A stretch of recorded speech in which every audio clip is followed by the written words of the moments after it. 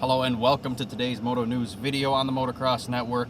I wasn't actually intending on doing a video today, but I had to check out from my hotel here in South Bend, Indiana at 11, and my flight isn't leaving till 5 something, so I had plenty of time, and there are a few stories I wanted to nail down, so I figured why not, let's do it. So in today's video we're going to look at Haiden Deegan's crash at RedBud. You all saw the viral clip, but I found some more angles. We're going to break that down and look at the problem there. Then we're going to look at Jeffrey Herlings. He's had an incredible comeback this season in MXGP. He's really narrowed down the points lead, so we'll look at that and how his race went yesterday in Indonesia. After that, we're going to look at an update on Ryder McNabb, the Canadian native who made his debut here full-time in the United States. He is out. We'll look at that. And then finally, to end this video, we got another MXGP story. Vlaanderan, the factory Yamaha rider. He's finally making a comeback. He's finally looking more like himself. He's got back-to-back podiums now in MXGP in the 2 rounds in Indonesia, so we'll look at that to cap off the video. All right, before we get into the news, issue number 9 of the Motocross Network magazine is completely sold out. You guys sold that out really quick, but we do have issue number 8 and issue number 7 leftovers from this year available still if you want one, and we still have a couple leftovers from last year that are on sale.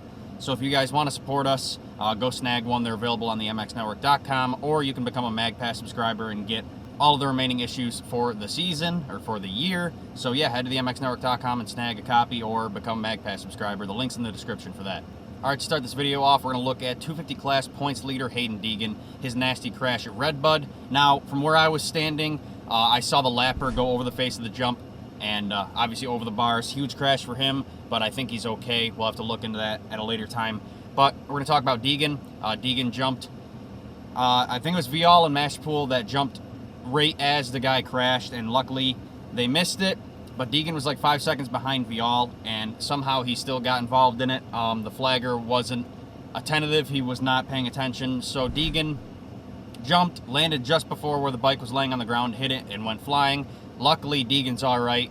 He did post a clip of it that went viral, but I did find some new angles on that, so we're going to look at that real quick and then talk about what happened. So yeah, here's those clips.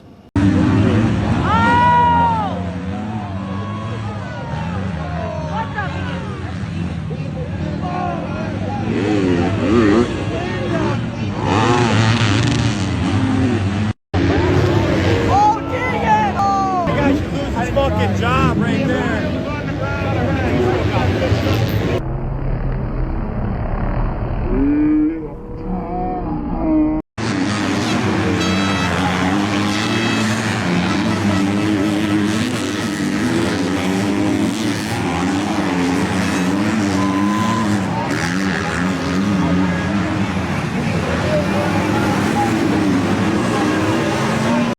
Alright, that's a wrap on RedBud. First moto was solid, second moto was charging my way through and ended up landing on a freaking a bike. So there was no flag out yet, landed on a bike, did a front flip, got slammed.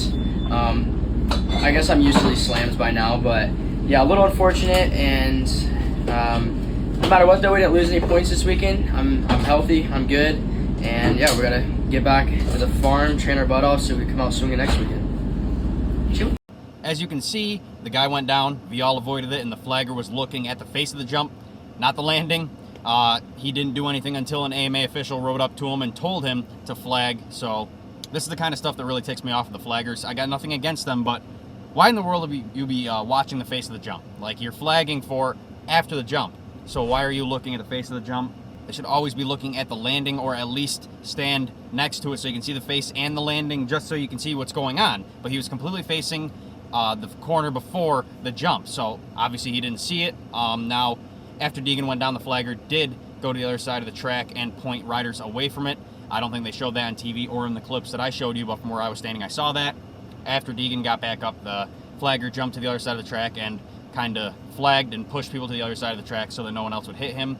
He was down for a while, but yeah, that could have cost Deegan the championship. He could have easily gotten hurt there, and he's lucky he didn't get hurt. I'm glad he walked away healthy, but yeah, it really sucks to see the flaggers. This happens way too often, man. It already happened at Pala, Unadilla last year, that whole incident with Anderson. It happens more than it should. It happens in Supercross a lot, but it just seems to keep happening over and over again, and the AMA has to do something about it. But yeah, I'm glad Hayden's all right, and yeah, we got to fix this, guys. Let me know your thoughts about this incident in the comments down below.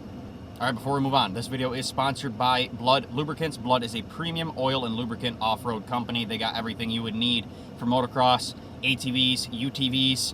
They have everything you can need for that. They are Chris Kiefer tested and approved, so you know it's good stuff. For a limited time, you can save 25% off site-wide using our code TMN25 on bloodlubricants.com. So links in the description, go check them out. All right, second story of the day. Jeffrey Herlings, the popular Dutch rider, has had a rough few years in the MXGP series, dealing with injury after injury. Coming into 2024, most Moto Media guys were saying that his career is over. We'll never see the Herlings that we did before, but my opinion has been that Herlings is going to be more conservative to avoid injury. He's just dealt with it over and over again. He needed something to change, so I figured he would just try to ride more conservatively to avoid injury, and that it's going to take him some time to get comfortable again, considering he was out for all of last year. But I always thought he would claw his way back into championship contention, and that's just what he's done this year. Early on in the season, he looked very hesitant. He looked very conservative, just riding his ride, not very aggressive at all. And the finishes showed that. He had finishes like 8th in Argentina, 6th in Italy, 9th in Portugal. Clearly not the Herlings we've come to love, but lately he's been on fire. In the last 7 races, he's podiumed, and 2 of those were overall wins. And this weekend in Indonesia, not only did he win the overall, but he won both motos and the qualifying race. So clean sweep, that's the Herlings we know. That being said, he narrowed down his points deficit immensely. He went from being completely out of title contention way back in points to now only being 17 points behind Prado and 51 down from points leader Geyser. Considering MXGP gives points for now qualifying and both motos, that makes it 60 points available per weekend. So I'd say Herlings is clearly back in the fight. One bad day for Geyser, and he's up there within a couple of points of Geyser. So that's good to see. Herlings said in a post-race interview with MX Vice, quote, "Very happy the KTM kept being so strong, so I have to give it up to the guys and the whole Red Bull KTM team, Pitt, Roberts, and crew at home. 1-1-1 for the first time this year, so I'm very pleased. Tim was pushing today. This is a good way to head back to Europe, and I feel like we are getting better and better." I'm personally pumped to see him feeling better and doing better. Never count out the bullet. I'm excited to see the championship battle unfold now that things are closing up. What do you guys think about Herlings, his comeback, being back in title contention? Let me know all your thoughts down in the comments down below. Before we move on, this video is sponsored by Sweet Life CBD. We all do Moto here, and in Moto comes with constant aches and pains. If you're looking for a more natural solution, Sweet Life CBD is the right choice. All their products are grown and made here in the US and tested for purity. They are also 100% THC free, so you know you won't get popped on a drug test at work. This company used to work with Rocky Mountain KTM as well, alongside Blake Baggett. For a limited time, save 20% site-wide at Sweet Life using our code TMN at checkout. Links in the description. All right, next story is a quick one. A health update on Canadian champ Ryder McNabb, who is making his full season debut here in the US on AEO Powersports KTM. In his first races here, he was finishing just outside points, paying positions, which I think it was 22nd and 23rd at Pala and Hangtown, which really isn't bad considering how stacked the field is right now. But in the last 3 races, he breached top 20 with 18th, 16th, and 17th place finishes. Pretty good start in my opinion.